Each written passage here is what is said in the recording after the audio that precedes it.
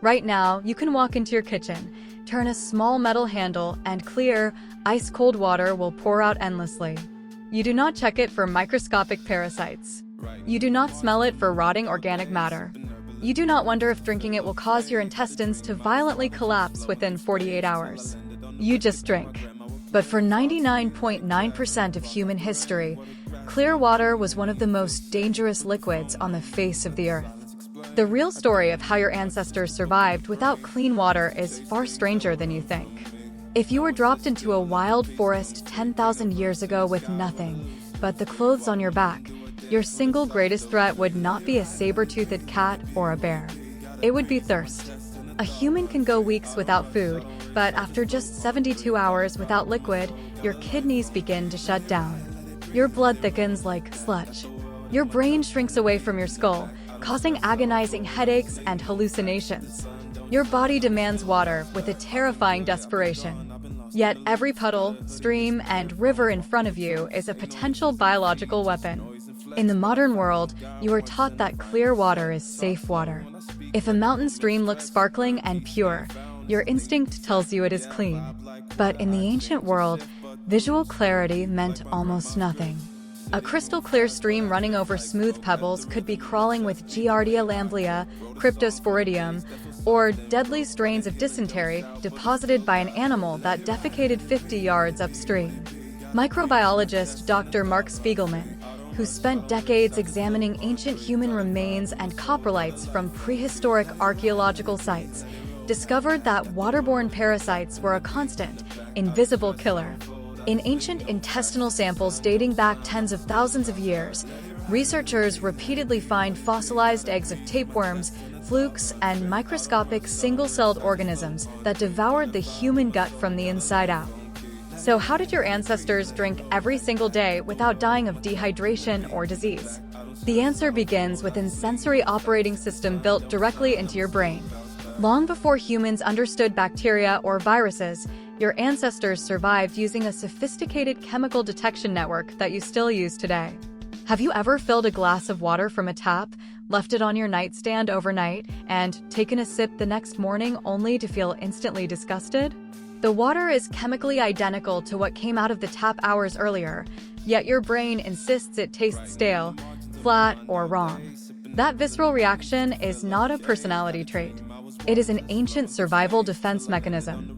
Standing, stagnant water loses dissolved oxygen and becomes a breeding ground for anaerobic bacteria. Your ancestors learned through millions of brutal evolutionary trials that water with low oxygen and stagnant chemical profiles meant sickness. Over generations, natural selection purged humans who drank stagnant water without hesitation. The humans who survived were the ones whose brains generated intense disgust at the smell of marshy, still water. Your ancestors developed an extraordinary sense of sight and smell tuned specifically to aquatic safety. They looked for moving water. Fast-flowing rapids and bubbling mountain springs were naturally oxygenated and carried far fewer surface pathogens than still ponds. They learned to smell petrichor, the earthy scent released when rain hits dry soil, enabling them to track distant storms across arid plains. They watched animal behavior with obsessive precision. If a herd of wild horses or deer drank regularly from a specific spring, humans knew the water was likely free of acute toxins. But if animal carcasses floated near a riverbank or birds avoided a pool, your ancestors kept walking, no matter how parched their throats were.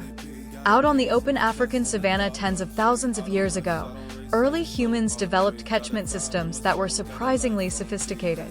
Archaeologists working in the Kalahari Desert discovered cache sites filled with hollowed-out ostrich eggshells buried deep underground. During the brief rainy season, your ancestors collected rainwater before it touched the soil, poured it into the eggshells, sealed the tiny holes with natural beeswax, and buried them along seasonal migration routes. Months later, when the land was a dusty wasteland, they unburied these natural canteens and drank pure, untainted rainwater. In colder climates, winter presented a paradox. Ice Age humans were surrounded by frozen water, but eating snow directly is dangerous. It rapidly drops core body temperature, burning precious calories and causing severe internal hypothermia. Your ancestors solved this by constructing small skin bladders filled with snow and wearing them underneath their thick fur parkas against their warm skin, using their own body heat to melt the snow into drinkable water throughout the day. When liquid water could not be found anywhere, your ancestors drank life itself. Hunting and gathering tribes knew that living animals were walking containers of clean, filtered fluid. When game was brought down, ancient hunters did not just harvest muscle meat. They drank the warm, fresh blood directly from the animal. Blood is composed of roughly 83% water, rich in essential electrolytes, minerals, and salts. In extreme droughts, drinking animal blood was the difference between life and death. They consumed the fluid contents of animal stomachs and bladders, harvested moisture from plant roots, and chewed on lipid-rich brain tissue and bone marrow, which provided metabolic water as their bodies broke down fats. When did humans stop relying on wild water and start actively purifying what they drink?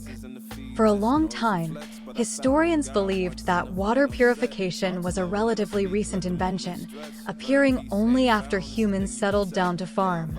But groundbreaking work by bioarchaeologist Dr. Christina Warrener at Harvard University has rewritten that timeline completely. Dr. Warrener specializes in analyzing dental calculus, the microfossilized plaque stuck to the teeth of ancient skeletons. Plaque acts like a microscopic vault, trapping tiny plant fragments, starches, and chemical compounds that were inside a person's mouth thousands of years ago. When Dr. Warrener analyzed the teeth of Upper Paleolithic humans who lived tens of thousands of years before the invention of agriculture, she made a startling discovery. Embedded inside their teeth were thermal starch granules and chemical markers from wild herbs, leaves, and bark that had been boiled in liquid. Long before humans had metal pots or ceramic kettles, your ancestors were boiling water. How do you boil water without a pot? You use a technique known as stone boiling. Ancient humans carved out leather pouches from animal hides, filled them with murky stream water, and suspended them from wooden tripods. Then, they built a blistering hot fire nearby and dropped smooth river stones directly into the embers until the rocks glowed red-hot. Using wooden tongs, they lifted the scorching stones and plunged them into the water pouch. The heat transfer was immediate and violent.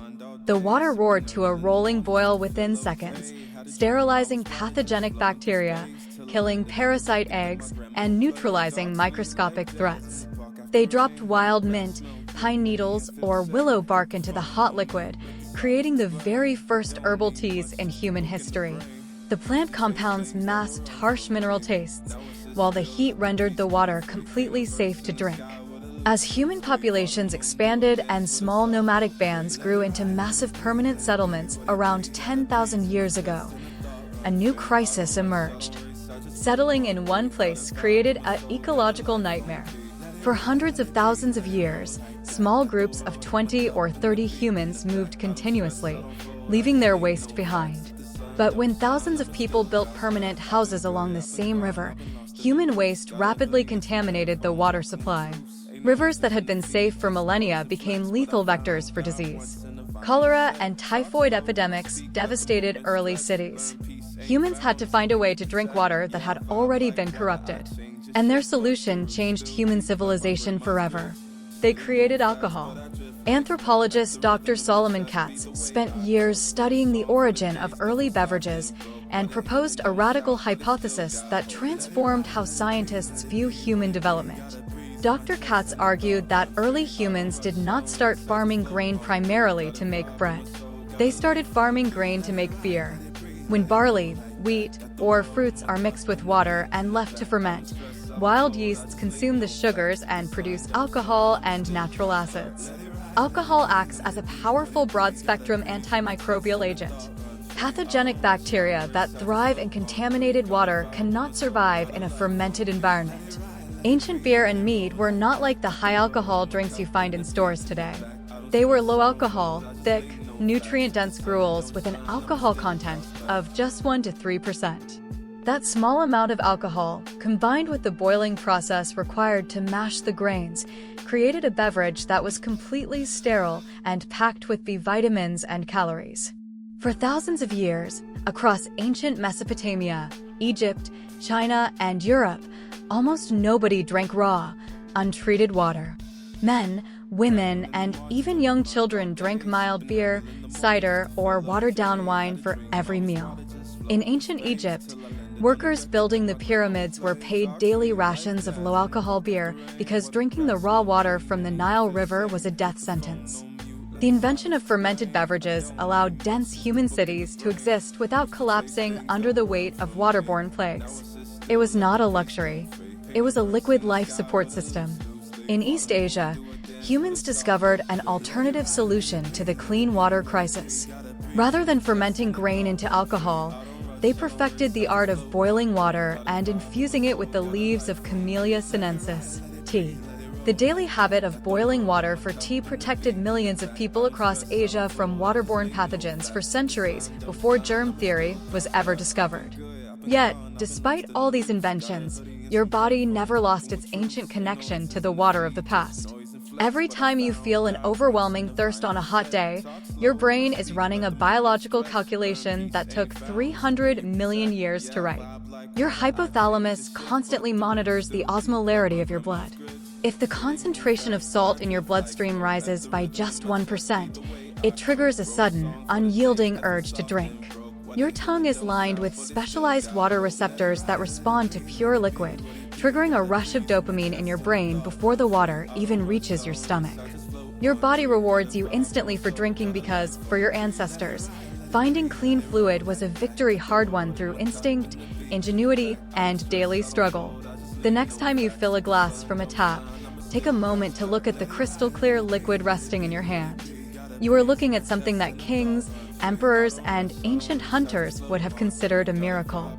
You are holding a substance that cost thousands of generations of human beings endless trial, error, and suffering to secure.